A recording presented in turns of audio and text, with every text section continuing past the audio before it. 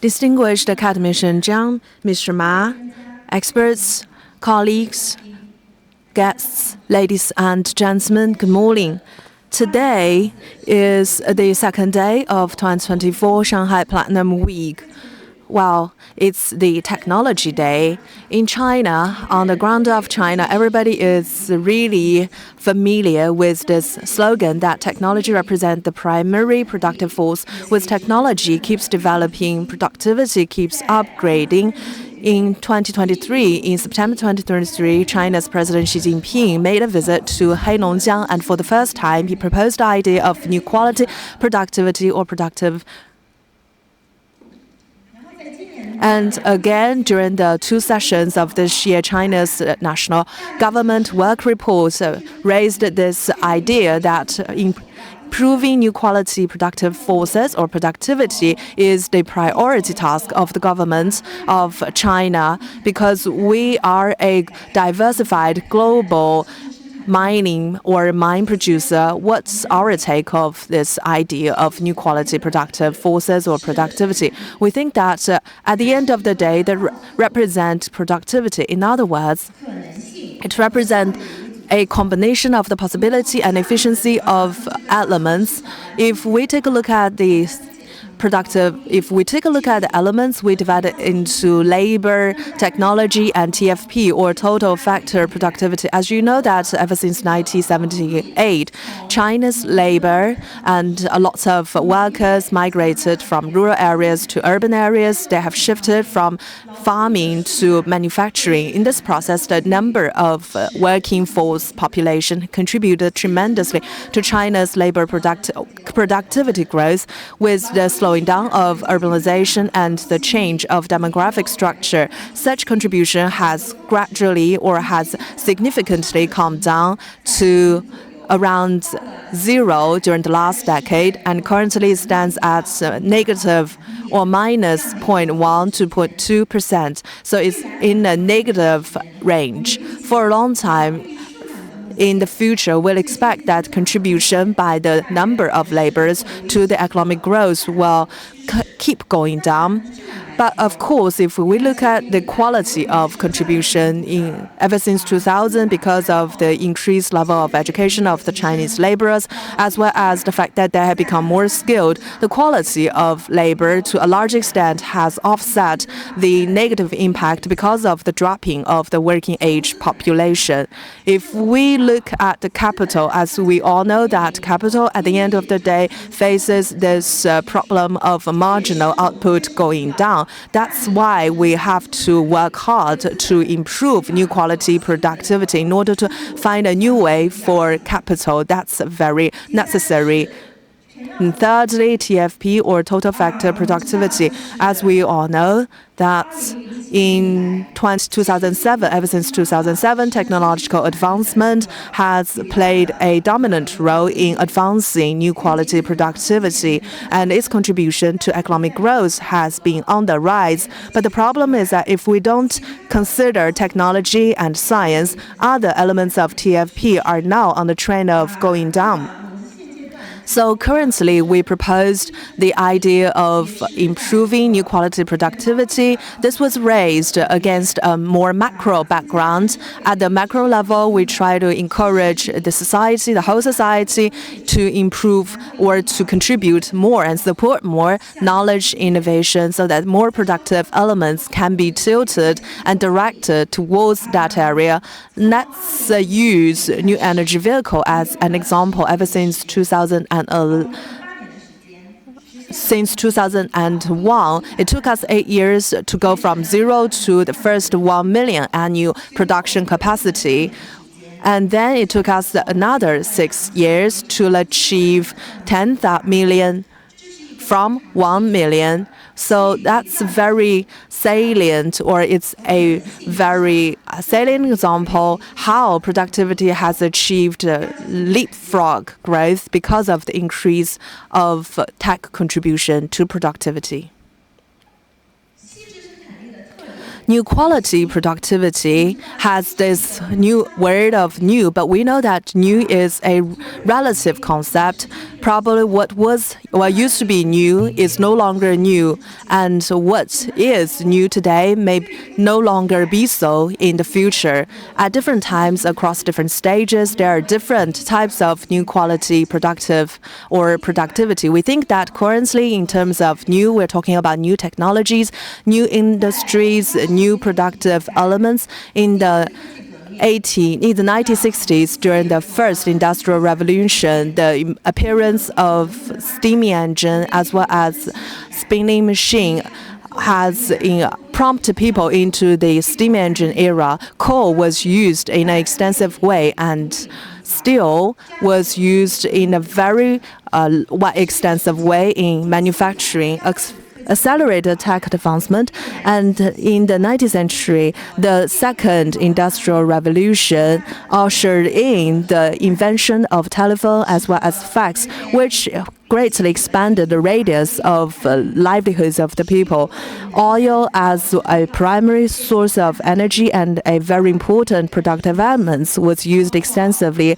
Thereby, chemical industry became more thriving. Electric materials, including copper, contributed to manufacturing industrial advancement. Ever since the 21st century, the third industrial revolution prompted people into the IT age. During the IT age, semiconductor and various types of silicon-based materials have seen thriving development. New energy system, including nuclear power, is gradually in shape, and time has evolved. Now, gene technology, quantum technology, new material technology, new energy technology, virtual reality, artificial intelligence, as well as other types of new generation technologies, they represent the new round of revolution, and we see that they are booming. At the macro level, we go deeper down the ocean, we go higher up into the sky. At the micro level, we start to have deeper exploration of nanotechnology, and we become smarter and low energy consumption. We think that green metals, including PGM, will be ushering very important strategic period of opportunities. Thirdly, new quality productivity. The key is quality. When it comes to quality, the idea is high quality development. It's manifested in the fact that there will be high quality people, high quality tech innovation, and high quality industrial career, as well as comprehensive and synergized development in a very holistic way. In terms of talent, as you know that in China, primary education is rather sophisticated. An average Chinese, the average education period 11.7 years compared with the international level of 7.4 years. In addition to that, tech innovation and industry represent the main carrier for the growth of new quality productivity. We think that there will be new industrial carriers. Traditional industrial carriers, they rely upon new quality productivity to achieve transformation and upgrading of themselves. Tech-intensive as well as emerging industries with greater potential and futuristic industries will be a crystallization of new quality productivity. In this process, PGM can play a very important role, as PGM not only represents very important green metal for the transformation and upgrading of traditional industries, also PGMs represent the future. Specifically, PGMs include platinum, palladium, radium, ruthenium, iridium, as well as osmium. It includes 6 different types of chemical elements. They have very unique but outstanding chemical catalytic activity as well as stability. So they have been widely used in auto as well as jewelry, electronics, and healthcare industries. Now let's take a look at how PGMs can contribute to the transformation and upgrading of traditional industries such as automobile and chemicals. As you all know that in the process of chemical reaction, what we value very much is the ratio of output to input. By adding PGMs, we think that PGM can contribute the whole process of chemical reaction. On one hand, by adding PGMs as catalyst, chemical process or chemical reactions can see reduced input of raw materials as well as fuel, thus reducing energy consumption. On the other hand, in terms of output, by adding PGMs, output can increase dramatically while reducing emissions. In this process, let's take diesel car as an example. For high-emitting diesel motors, by adding PGMs, after the upgrading from National 5 standard to National 6 standard, we do see the addition of PGM contribute a lot to the reduction of emissions according to our research. Firstly, during the National 5 stage, large diesel engine doesn't contain any precious metals in the post-processing process. However, the larger the carrier that we use for post-processing, the higher the coated amounts of PGMs. Take chemicals as an example. If waste plastics is not processed properly, on one hand, it damages the environment. On the other hand, it represents huge waste of resource of materials.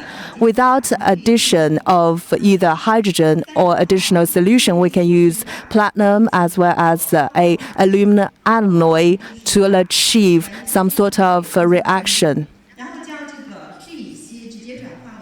And polyethylene can be directly converted into chemical of aromatics. There is another types of chemical processes using platinum nanoparticles, and then we can convert some commonly see plastics, high-density polyethylene, then clip it into small molecule segments, and this process can be applied to the production of diesel as well as lubricant oil. So that's this chart showed you the PGM's role in transforming and upgrading traditional industries. And next slide, I would like to show you how PGMs can contribute and facilitate strategic emerging industries. During this year's two session, National Government of China requested that we must facilitate new and strategic industries and leverage and build upon the advantages of IoT, in particular smart IoT, while accelerating development of new materials, new energy, as well as innovative industries.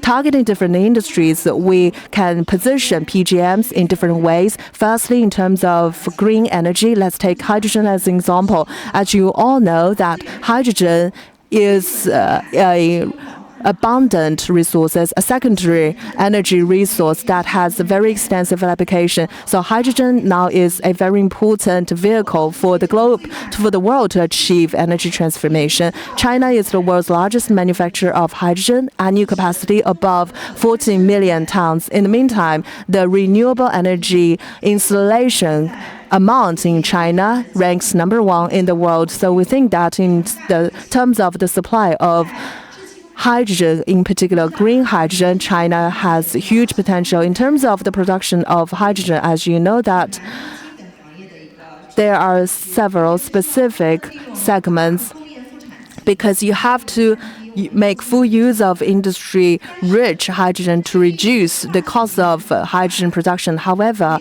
this process relies mostly on the conversion of fossil fuels, but such existing market will gradually be affected by the dual carbon goals, carbon peak and carbon neutrality. So we think that its future growth space is rather limited. On the other hand, green hydrogen represents the most attractive way of hydrogen production in the process of green transformation. For example, water electrolysis produced hydrogen only has a byproduct of oxygen. So only when electricity comes from renewable sources or sustainable sources, the hydrogen that is produced is defined as green hydrogen. As was mentioned, that China is the largest.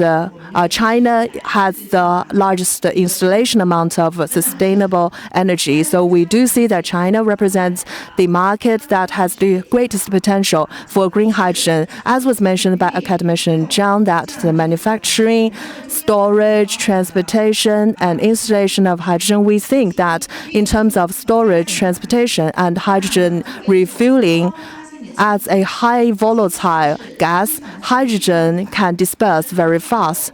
In addition to that, hydrogen has activity and it's really susceptible to explosion. Liquefaction can only happen in a very limited conditions. So this intermediate process is riddled with a lot of challenges. In the process of this, we think that PGM can play a very pivotal role so that hydrogen can be converted into ammonia and vice versa.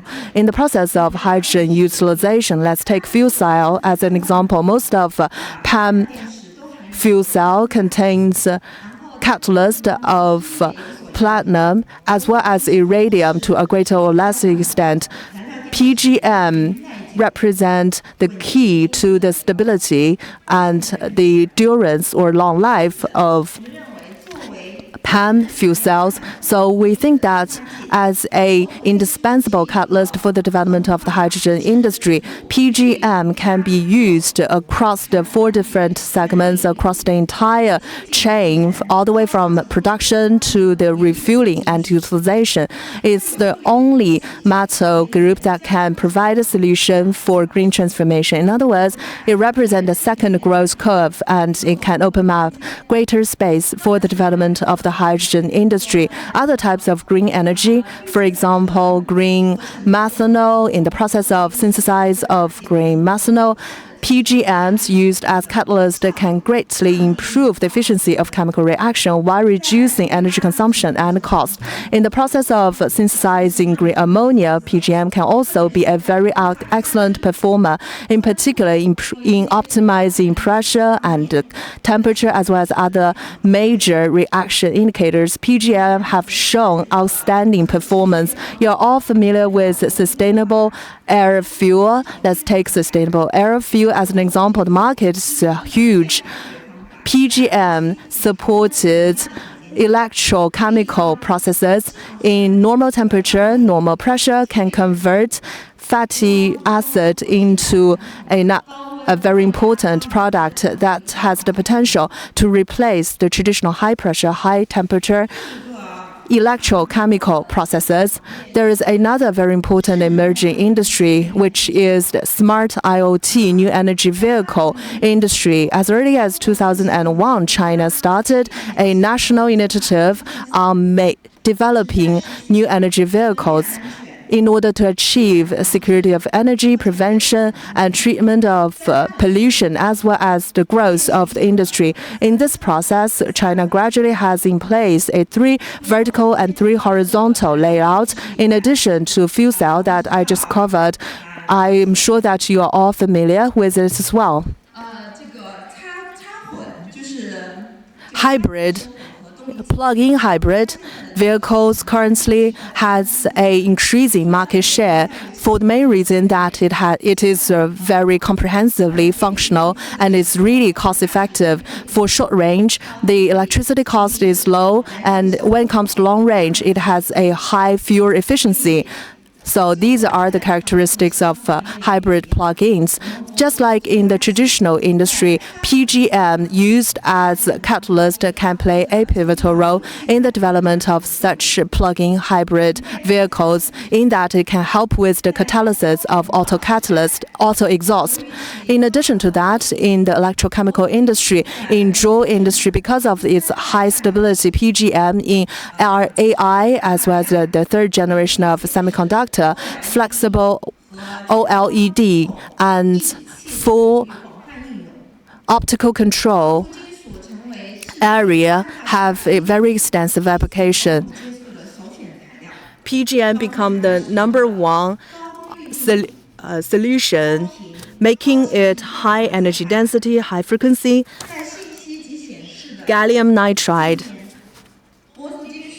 Today, PGM are also indispensable. One of the indispensable critical materials in OLED. It can play a pivotal role in reducing the power consumption of OLED while improving its optical efficiency. So in terms of innovative drugs as well as the medical rehabilitation and recovery of the patient health, first of all, we can use platinum-based cancer drugs and solutions. Think about the mechanism is to make sure that we can protect the differentiation of the cancer cell and trying to induce the apoptosis. As a result of that, they can kill the cancer cells. So think about the Suzhou University's research team has already designed a solution which can be used for new types of nano-based, like a platinum-based, like a radioactive or chemical, for example, to make sure that we can enhance the efficacy for the chemical targeted therapy as well. At the same time, for in vitro diagnosis as well as the testing market, I believe that like the platinum-based nanoparticle has a lot of rosy picture of application. Shanghai, the TCM University have developed what is called like the acupuncture, the platinum-based needle. So based from like platinum is very ductile, flexible, and also it's a thermoconductive. At the same time, is chemically stable as well, and it has a biocompatibility as well. Tsinghua University's research team have already worked out actually on the quasi-skin film to make sure that for a lot of like sensors which can be inserted into the epidermal skin layer. So this is provide a very reliable, technical, viable solution, which is also very effective but also very simple. We believe that for this aspect, platinum is in place to make sure that we can enhance the thermal stability and the durability of the whole system going forward. Just now, he kindly mentioned about the medical usages for using platinum-based chemotherapy. So now, let me try to talk about the grain recycling. So think about the Ningbo Research Institute for Materials for Chinese Academy of Sciences and trying to use the chemical Caesar technology to make sure transitional metallic elements and also carbide, so their structure can also be enhanced as well. So they work out more solutions as well. By using the assistance coming from the PGM metal, in the future, they have the chance to work out some completely new, like laminated chemical compound to ensure the structural materials, the catalysts, and energy storage, as well as the sensor development. So Shanghai Normal University is trying to use a photocatalyst, trying to use like a solar power as the driving force, which doesn't need to have a strong alkaline or strong corrosive solutions or strong acid solutions without having to use that. As a result of that, we can have like about 100% of the recycling after the using the catalyst for the photo reactions. We understand that, think about actually, so the market expansion team of a lot of companies are supporting and sponsoring a lot of horizontal research efforts as well. And they're trying to find some startup and new projects as well. History have already told us, and practice proves again that there are a lot of different new productive factors. So we believe that so the new is only true in relative terms. It's continuous. It's true for different stage of development for different economies. At the same time, the new quality productive factors is corresponding for different quantities and different key productive factors. In areas of commodities, I have been working for almost 20 years. So as someone who have worked in this industry for not too short, I'm very happy to see that throughout different stages of development, coal and petroleum and steel, magnetic materials, semiconductor materials, throughout different stages, as one of the most important new quality productive factors have undertaken their responsibility for having a leapfrog, straightforward progress of promoting new quality productivity for the future, for the high performance, high quality, and high technology intensive solutions. So think about in the new technology productivity pathway going forward, there is a lot of room for improvement for traditional sectors. The emerging sectors has already ushered in the best timing of all. We believe that the traditional sectors and the emerging new sectors is going to for sure be joining hands together to develop the green energy as well as the PGM and also the green metal, including our PGMs. So as a result of that, we are going to usher in a new strategically important rosy picture for the future. Thank you very much, everyone.